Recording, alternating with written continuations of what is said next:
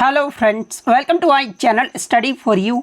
सो guys, जैसा कि आज जो आपका एसएससी सीएचएसएल का 14 अगस्त के फर्स्ट शिफ्ट का एग्ज़ाम हो गया है दोस्तों, जिसका जो है मैं आपको बिल्कुल 100% एक्यूरेट आंसर के साथ जो है इस वीडियो में बताऊंगा। तो देख लेते हैं कि किस प्रकार के जो है आज आपके 14 अगस्त के फर्स्ट शिफ्ट के एग्ज़ाम में जो है प्रश्न पूछे गए हैं। उससे पहले एक बात और दोस्तों, कि जिन्होंने भी अगर चैनल को सब्सक्राइब नहीं किया है तो एसएससी सीएचएसएल एग्ज़ाम से रिलेटेड पल पल की अपडेट के लिए जो है चैनल को सब्सक्राइब ज़रूर कर दीजिएगा। और बगल में ही आपको एक बेल आइकन यानी घंटे का निशान भी दिख रहा होगा, तो आप उसे भी जो है ज़रूर प्रेस कर दीजिएगा। तो चलिए वीडियो को स्टार्ट करते हैं। तो आपका पहला क्वेश्चन आया था कि उस्ताद असद अली खान का संबंध ये जो है किस वाद्य यंत्र से है। तो देखिए, उस्ताद असद अली खान का जो संबंध है ना, ये आपका रुद्र वीणा से है। तो रुद्र वीणा आपका यहाँ पे करेक्ट आंसर होगा। इसके अलावा मैं आपको बता दूं कि उस्ताद असद अली खान को जो है 2008 में भारत सरकार के द्वारा जो है पद्म भूषण से भी जो है वो सम्मानित किया गया था। तो ये फैक्ट भी आपको ध्यान में रखना है। नेक्स्ट क्वेश्चन आपका यहाँ पर आता है कि पंडित बिरजू महाराज का संबंध ये जो आपका किस शास्त्रीय नृत्य से है। तो देखिए, पंडित बिरजू महाराज का जो संबंध है ना, ये आपका कथक नृत्य से है। और कथक जो है ये आपका किस राज्य का एक शास्त्रीय नृत्य है। तो ये आपका उत्तर प्रदेश राज्य का जो है एक शास्त्रीय नृत्य है। तो कथक आपका यहाँ पे करेक्ट आंसर होगा। इसके अलावा मैं आपको बता दूं कि ये जो आपके पंडित बिरजू महाराज है ना, ये आपके लखनऊ के कालका बिनादिन घराने से हैं। तो इनका घराना भी आपको ध्यान में रखना है। इसके अगर पुरस्कार की बात कर ले तो देखिए, पंडित बिरजू महाराज जी को जो है 1964 में संगीत नाटक अकादमी पुरस्कार से सम्मानित किया गया था। इसके अलावा इन्हें 1986 में जो है पद्म विभूषण से भी जो है वो सम्मानित किया गया। इसके अलावा मैं आपको बता दूं कि उन्हें वर्ष 2012 में जो है उन्नाई कनाथु फिल्म में विश्व रूपम के लिए जो है सर्वश्रेष्ठ कोरियोग्राफी के लिए राष्ट्रीय फिल्म पुरस्कार भी जो वो आपका प्रदान किया गया था। इसके अलावा इन्हें 2016 में जो है उनके फिल्म बाजीराव मस्तानी में मोहे रंग दो लाल गाने के लिए जो है इन्हें सर्वश्रेष्ठ कोरियोग्राफी के लिए जो है फिल्म फेयर अवार्ड से भी जो वो सम्मानित किया गया था। तो ये फैक्ट भी आपको ध्यान में रखना है। इसके अलावा अगर इनके पिता की बात कर ले तो देखिए, पंडित बिरजू महाराज के जो पिता और गुरु थे ना, ये आपके अच्छन महाराज थे। और इनके दो जो है वो चाचा थे, और दो चाचा का नाम भी जो है वो पूछा जाता है। तो देखिए, इनके जो दो चाचा थे, एक तो आपके शंभू महाराज थे और एक आपके जो है वो लच्छू महाराज थे। इसके अलावा कथक नृत्य के प्रमुख कलाकार की बात कर ले तो देखिए, लच्छू महाराज, अच्छन महाराज, शंभू महाराज, दमयंती जोशी, सितारा देवी, चंद्रलेखा, शोभना नारायण, गोपी कृष्ण, बिरजू महाराज, सुखदेव महाराज, मालविका सरकार, सुखदेव महाराज, इन सभी का जो संबंध है ना, ये आपके कथक नृत्य से है। तो ये सारे फैक्ट जो है आपको ध्यान में रखना है। नेक्स्ट क्वेश्चन आपका यहाँ पर था कि Smriti Mandhana becomes most expensive player in WPL, which team purchased her. यानी स्मृति मंदाना जो है ये आपका वुमेन्स प्रीमियर लीग में जो है ये सबसे महंगे खिलाड़ी जो है वो बनी है। और स्मृति मंदाना को जो है ये किस टीम ने जो है उन्हें खरीदा है।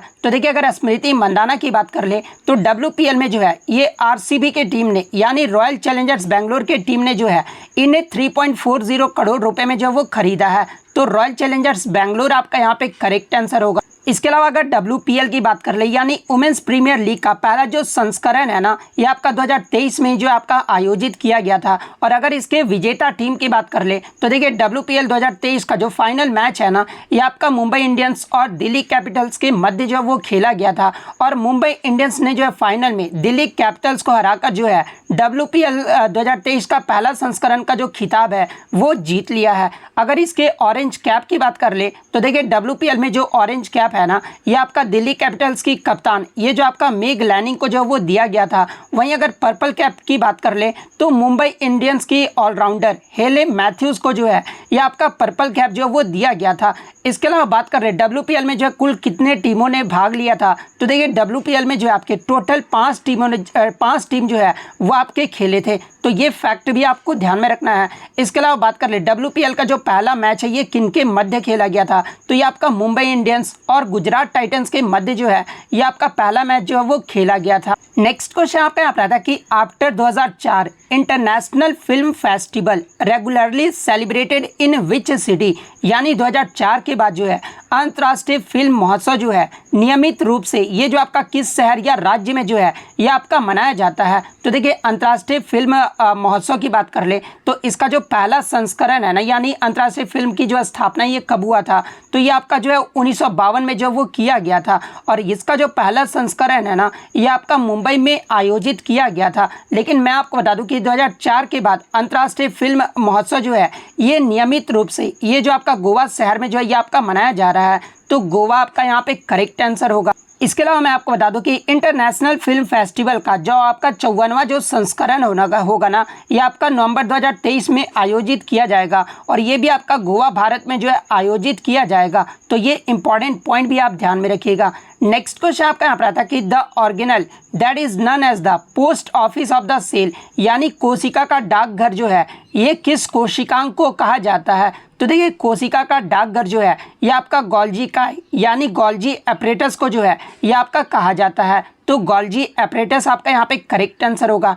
इसके अलावा बात कर ले कोशिकांग की आत्महत्या की थैली, ये जो है किस कोशिका को कहा जाता है। तो देखिए कोशिका की आत्महत्या की जो थैली है ना, ये आपका लाइसोसोम को जो है वो कहा जाता है। इसके अलावा कोशिका का पावर हाउस जो है ये आपका माइटोकॉन्ड्रिया को कहा जाता है। इसके अलावा कोशिका का प्रोटीन की जो फैक्ट्री है ना, ये आपका राइबोसोम को कहा जाता है। तो ये पॉइंट भी आप ध्यान में रखिएगा। नेक्स्ट क्वेश्चन आपका यहाँ पर आता है कि 2011 की जनगणना के अनुसार भारत में सर्वाधिक शहरीकृत वाला राज्य जो है ये कौन सा है। यानी 2011 की जनगणना के अनुसार भारत में सबसे अधिक शहरी क्षेत्रों में रहने वाली जनसंख्या का प्रतिशत जो है सबसे ज़्यादा ये जो है किस राज्य में है। तो देखिए 2011 की जनगणना के अनुसार भारत में सर्वाधिक शहरीकृत क्षेत्र में रहने वाली जनसंख्या का जो प्रतिशत वाला जो राज्य है ना, ये आपका तमिलनाडु राज्य है। और तमिलनाडु का जो है ये कितना प्रतिशत रहा था, तो ये आपका 48.4% रहा था। तो तमिलनाडु आपका यहाँ पे करेक्ट आंसर होगा। इसके अलावा सेकंड स्थान पे जो है ये आपका केरल राज्य रहा था। केरल का जो शहरीकृत जो जनसंख्या रहा था वो आपका 47.7% रहा था। और थर्ड स्थान पे जो आपका महाराष्ट्र राज्य रहा था। महाराष्ट्र का जो शहरीकृत जनसंख्या वाला जो राज्य है ना, ये आपका 45.2% रहा था। तो ये फैक्ट भी आपको ध्यान में रखना। इसके अलावा अगर एग्जाम में पूछा जाए कि 2011 की जनगणना के अनुसार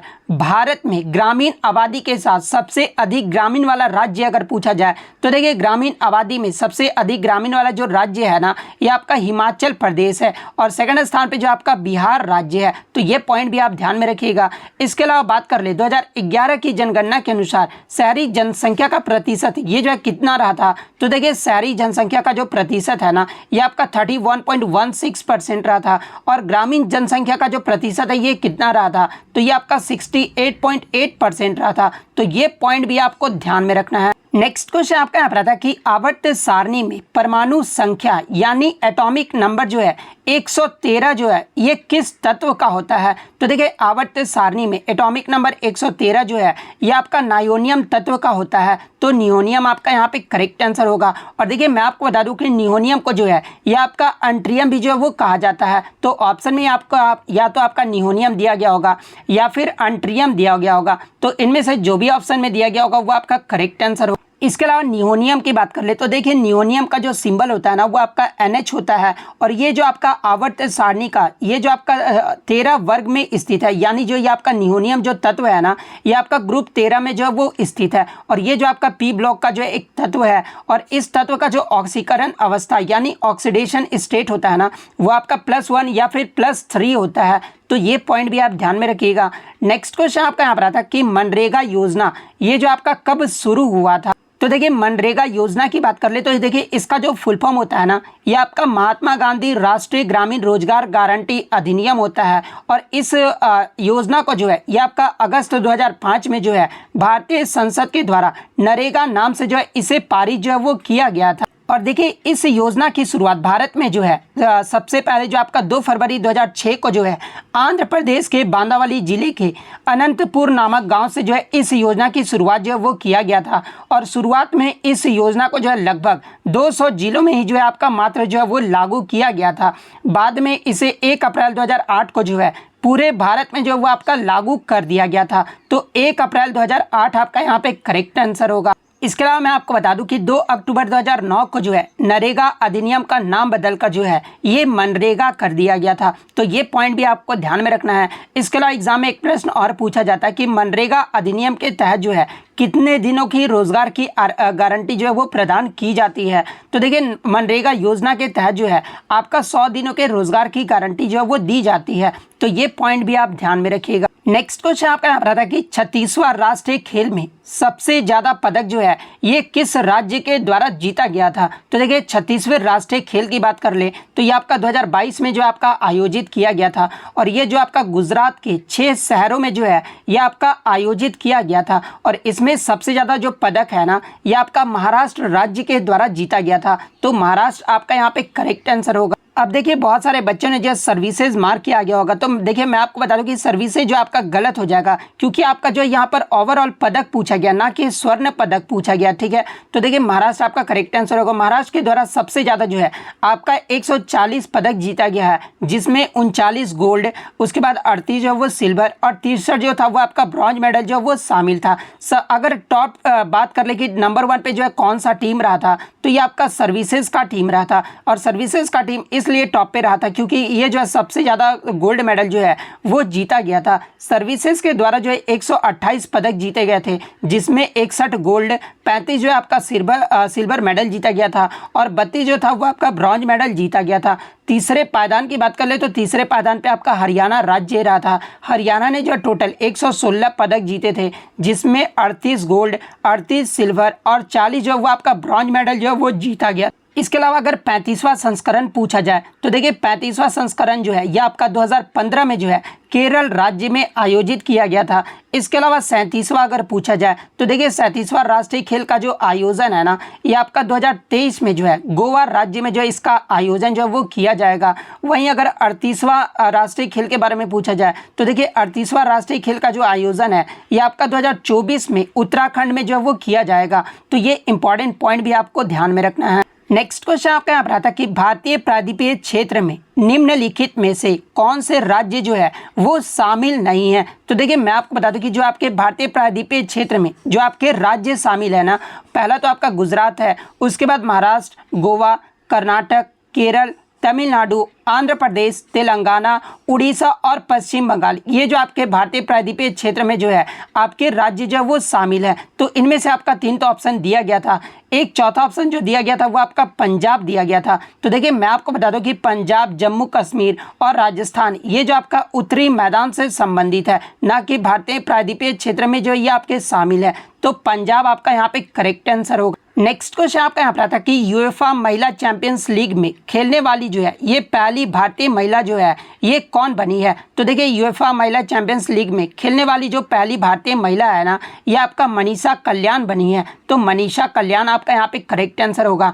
इसके अलावा बात कर ले 2022-23 के यूएफए वुमेन्स चैंपियंस लीग की विजेता टीम कौन रही है। तो देखिए इसका जो विजेता टीम है ना ये आपका बार्सिलोना का जो वो टीम रहा है। तो ये पॉइंट भी आपको ध्यान में रखना है। नेक्स्ट क्वेश्चन आपका यहाँ पर था कि the king of which Rajput dynasty promoted Jainism, यानी इनमें से किस राजवंश ने जो है जैन धर्म को जो वो अपनाया था। जहां पे ऑप्शन में आपका प्रतिहार, सेकंड ऑप्शन आपका चालुक्य, थर्ड ऑप्शन आपका चोला वंश और फोर्थ ऑप्शन जो है आपका चेरा वंश दिया गया था। तो देखिए मैं आपको बता दूं कि आपका जो है चालुक्य राजवंश के द्वारा जो है ये आपका जैन धर्म जो है वो अपनाया गया था। तो चालुक्य राजवंश आपका यहाँ पे करेक्ट आंसर होगा। नेक्स्ट क्वेश्चन आपका यहाँ पर आता कि भारत के संविधान के किस अनुच्छेद में जो है पोषण के स्तर और जीवन स्तर को बढ़ाने के लिए जो है सार्वजनिक स्वास्थ्य में सुधार के लिए राज्य के कर्तव्य के बारे में बात जो है वो किया गया है। यानी पोषण के स्तर यानी न्यूट्रिशन के स्तर को जो है और जीवन स्तर को बढ़ाने के लिए जो है ये आपका अनुच्छेद 47 में जो है इस बात को जो वो बताया गया है। तो अनुच्छेद 47 आपका यहाँ पे करेक्ट आंसर होगा। इसके अलावा मैं आपको बता दूं कि ये जो आपका अनुच्छेद 47 है ना ये आपके राज्य के नीति निर्देशक तत्व यानी डीपीएसपी के अंतर्गत जो ये आपका अनुच्छेद आता है। तो ये फैक्ट भी आपको ध्यान में रखना है। इसके अलावा डीपीएसपी का अनुच्छेद कहाँ से कहाँ तक लेकर है तो आपका 36 से लेकर 51 तक जो है ये आपका डीपीएसपी का जो उल्लेख है वो किया गया है। इससे प्रीवियस शिफ्ट में आपसे पूछा गया था कि डीपीएसपी को जो है ये आपका किस देश के संविधान से लिया गया है। तो देखिए डीपीएसपी को जो है ये आपका आयरलैंड देश के संविधान से लिया गया है। इसके अलावा डीपीएसपी ये जो आपका किस भाग में है, तो ये आपका भाग 4 में है। तो ये पॉइंट भी आप ध्यान में रखिएगा। नेक्स्ट क्वेश्चन आपका यहाँ पर था कि ब्रह्मपुत्र की उत्तर की दिशा में जो है आपका अरुणाचल प्रदेश से कौन जो आपका सहायक नदी जो है ये कौन सी है। यानी पूछा गया था कि ब्रह्मपुत्र की उत्तर की दिशा में जो है सहायक नदी कौन सी है जो आपका अरुणाचल प्रदेश से जो है वो बहता है। तो देखिए मैं आपको बता दूं कि ये जो आपका सुबनसिरी जो नदी है ना, ये आपका ब्रह्मपुत्र की उत्तर की दिशा में सहायक नदी है और ये आपका अरुणाचल प्रदेश और असम से जो है वो आपका बहता है। तो सुबनसिरी नदी आपका यहाँ पे करेक्ट आंसर होगा। और देखिए मैं आपको बता दूं कि ये जो आपका सुबनसिरी नदी है ना, इसे गोल्ड रिवर के नाम से भी जो है वो जाना जाता है और ये आपका उत्तरी ब्रह्मपुत्र नदी का सबसे बड़ा जो है वो आपका सहायक नदी है। इसके अलावा उत्तर के मुख्य सहायक नदियां की बात कर ले, यानी ब्रह्मपुत्र के उत्तर की मुख्य सहायक नदियां कौन कौन सी है। तो पहला आपका सुबनसिरी, उसके बाद आपका रोंगनाडी, डिक्रोंग, बुरोई, बोरगोंग, जिया भराली, धनसिरी उत्तर, पुथीमारी, मानस, बेकी, ए सोनोकोस, ये सब जो आपके ब्रह्मपुत्र के जो है उत्तर की मुख्य सहायक नदियां हैं। वहीं अगर दक्षिण के मुख्य सहायक नदियों की बात कर ले तो देखिए नाओ देहिंग, उसके आपका बुरी देहिंग, देसांग, दिखो, भोगदोई, धनसिरी जो कि आपका दक्षिण है, कोपिली, कुलसी, कृष्णाई, धदनोई, जिनीजरन, ये सब जो आपके ब्रह्मपुत्र नदी के जो है दक्षिण की मुख्य सहायक नदियां हैं। तो ये पॉइंट भी आपको ध्यान में रखना है। नेक्स्ट क्वेश्चन आपका यहाँ पर आता है कि प्रकाश स्पेक्ट्रम में सबसे कम तरंग दैर्घ्य यानी वेवलेंथ जो होता है ना, ये किस कलर का होता है। तो देखिए प्रकाश स्पेक्ट्रम में सबसे कम जो वेवलेंथ होता है ना, ये आपका वॉयलेट यानी बैगनी कलर का होता है। तो बैगनी आपका यहाँ पे करेक्ट आंसर होगा। इसके अलावा बात कर ले सबसे अधिक तरंग दैर्घ्य अगर पूछा जाए तो ये आपका रेड कलर का होता है। तो ये पॉइंट भी आपको ध्यान में रखना है।